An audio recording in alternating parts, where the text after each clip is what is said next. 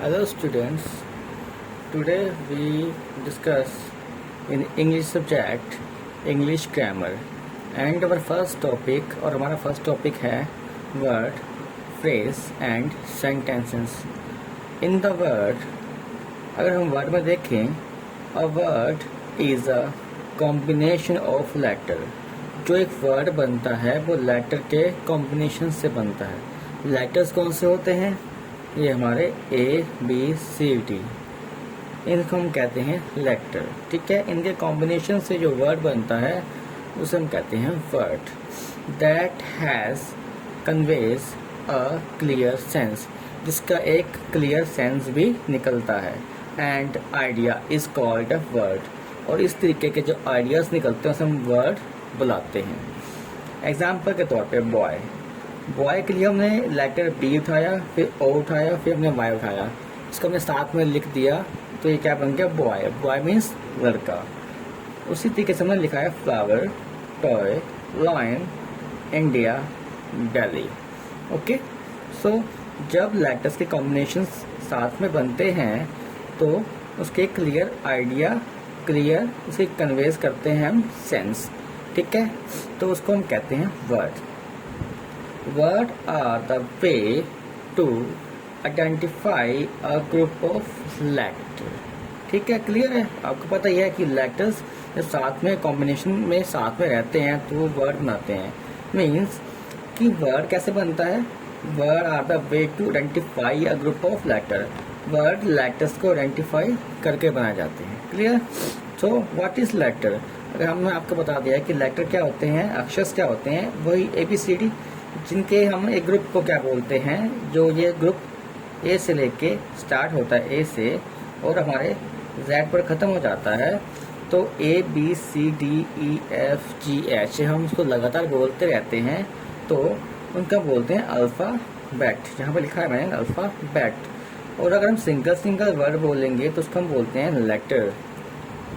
वो हमारा वर्ड नहीं होता, हमारा क्या होता है, लेटर होता है. वर्ड हमारा कौन सा है? रोज, हैट, बीट. ओके, सो अगर हम देखें, हमने कुछ वर्ड्स लिए हैं EORS. ये कैसे लिया है? जब हम अल्फाबेट सीरियल वाइज बोलते हैं तो हमने उठाया यहाँ से, पेंसिल से सर्कल किया हुआ EORS लाइन वाइज, E फिर O फिर RS, हमने वैसे ही लिख दिया EORS.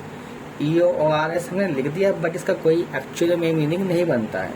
जब इनका कोई मीनिंग नहीं बनता, जब ऐसे लेटर साथ में खड़े हो जाते हैं लेकिन इनका फिर भी कोई एक्चुअल मीनिंग नहीं बनता, तो इनको हम बोलते हैं जम्बल वर्ड, जिनका कोई मीनिंग या सेंस नहीं होता है. और अगर हम इसको एक लड़ी के अनुसार एक सीक्वेंस में लिखें, जिसकी R पहले, फिर O, then S, then E, तो it called rose. Clear. Rose माने गुलाब. क्लियर बेटा. उसी तरीके से अगर हम देखेंगे, पेन से लिखा हुआ AHT, AHT का कोई मीनिंग ही नहीं निकलता. ठीक है, तो इसको हम अगर लिखेंगे H फिर A एंड देन T, इसका मतलब होता है हैट. हैट माने टोपी. क्लियर. सो उसी अकॉर्डिंग अगर हम अंडरलाइन वर्ड्स देखेंगे, हमारा A, B, E and T, ABET, तो इनका भी कोई सेंस नहीं निकलता है. बट अगर हम लिखेंगे BEAT, बीट. बीट का मतलब होता है किसी को मारना या किसी को हराना. तो जिन वर्ड्स को हम सीक्वेंस वाइज सेंस के अकॉर्डिंग लिखते हैं और उनका एक्चुअल में कोई मीनिंग निकलता है, तो उनको हम कहते हैं वर्ड, जो कि ये हैं रोज, हैट, बीट. बट जिनका कोई मीनिंग नहीं निकलता उनको हम बोलते हैं जम्बल्ड वर्ड. क्लियर बच्चों. नेक्स्ट हम देखते हैं कि वर्ड्स के बाद उन वर्ड्स की कैसे आगे प्रिपरेशन की जाती है. वर्ड्स से ही हमारे बनते हैं आगे सेंटेंसेस. सेंटेंसेस क्या होते हैं? Sentences are a group of words which conveys complete sense. Clear है. आपने पहले पढ़ा था कि लेटर्स के ग्रुप से जो एक मीनिंगफुल वर्ड बनता है उसे हम बोलते हैं वर्ड. ठीक है, but a group of words, but group words के ग्रुप से जो एक कंप्लीट सेंस निकलता है उसको हम क्या बोलते हैं? sentence. Clear? A group of words which conveys complete sense is called sentence. Okay? Sentence works with subject, verb, object. एक क्लियर सेंटेंस बनाने के लिए हमें सब्जेक्ट और वर्ब की जरूरत पड़ती है और मोस्ट ऑफ दी ऑब्जेक्ट की जरूरत भी पड़ जाती है। बट अगर हमें एक सेंस निकालनी है तो हम सब्जेक्ट और वर्ब के साथ भी निकाल सकते हैं। For example, Anita and Julie play hockey. Play मतलब खेलना, हॉकी मतलब हॉकी आपको पता है हॉकी का खेल कैसा होता है। Clear? So Anita and Julie ये भी दोनों नेम है, बट अनीता में जो भी सीक्वेंस लेटर्स का यूज़ किया है इसका एक सेंस निकलता है। प्ले में जो लेटर का यूज़ किया गया उसका एक सेंस निकलता है। हॉकी का भी एक सेंस निकलता है। तो जब उनके सेंस निकलते हैं तो हॉकी भी वर्ड है, प्ले भी वर्ड है, अनीता एंड जूली भी वर्ड में इंक्लूड किए जाते हैं। बट इन दी सेंटेंस इनकी एक अलग अलग जगह होती है जिसके अकॉर्डिंग इनको रन किया जाता है। सेंटेंस का स्टार्टिंग में जब हम इन वर्ड्स को लिखते हैं तो वो सब्जेक्ट के पार्ट में आ जाते हैं जिसको हम नाउन बोलते हैं। एंड देन जो ये प्ले है सेकंड में तो इसको हम बोलते हैं वर्ब। वर्ब मीन्स एक्शन जो कि यहाँ पे की जा रही है खेलने की। Anita and Julie play, Anita and Julie खेलते हैं। क्या खेलते हैं? Hockey. Hockey is our object. Object भी हमारा नाउन होता है। उसी अकॉर्डिंग इसको हम subject plus verb plus object का कॉम्बिनेशन कहते हैं जो कि एक सेंटेंस में यूज किया जाता है। अनदर एग्जाम्पल अगर देखें हम तो हम देखेंगे विक्रम ईट्स चॉकलेट। सिंगल एक पर्सन है, Vikram Yeats chocolate. Vikram chocolate खाता है। विक्रम भी हमारा वर्ड है, ईट्स भी वर्ड है एंड चॉकलेट भी वर्ड है। क्यों? क्योंकि इन तीनों के ही अपने अपने क्लियर सेंस हैं, अपने अपने अलग मीनिंग हैं। But in the beginning Vikram subject की लर्निंग में आता है जिसको हम नाउन बोलते हैं। सेकेंडली इट्स वर्ब है जो कि हम इसे एक्शन बोलते हैं।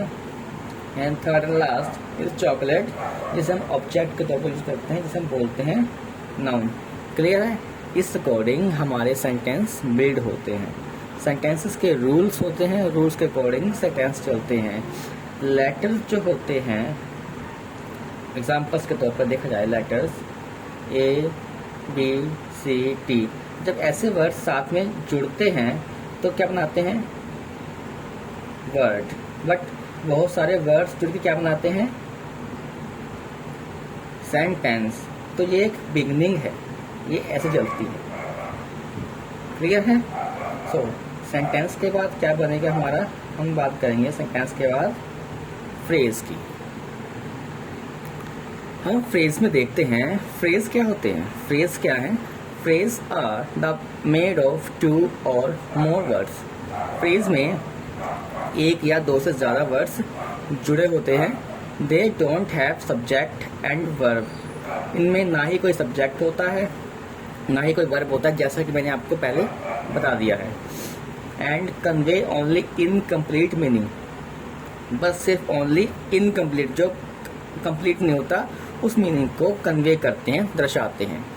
मतलब कहने के लिए वो उसमें एक सेंस है बट वो क्लियर नहीं है। For example, over the wall, दीवार के ऊपर से। अब व्हाट इज दिस? दीवार के ऊपर से। इसके लिए हमें एक कंप्लीट सेंस चाहिए बट हम फ्रेज में यूज करते हैं ओवर द वॉल मतलब दीवार के ऊपर। Into the pool, into the pool. So into the pool मतलब पूल के अंदर। पूल मतलब swimming pool. Clear? Swimming pool के अंदर। क्या अंदर? कुछ क्लियर नहीं हो रहा बट इतना क्लियर हो रहा है। इनटू द पूल मतलब स्विमिंग पूल के अंदर। बिहाइंड द ट्री, पेड़ के पीछे। ऑन द टेबल, टेबल के ऊपर। ये कुछ ऐसे वर्ड्स हैं। ऑन भी अपने आप में वर्ड है, इसकी एक सेंस है। द के भी सेंस है, टेबल की भी सेंस है।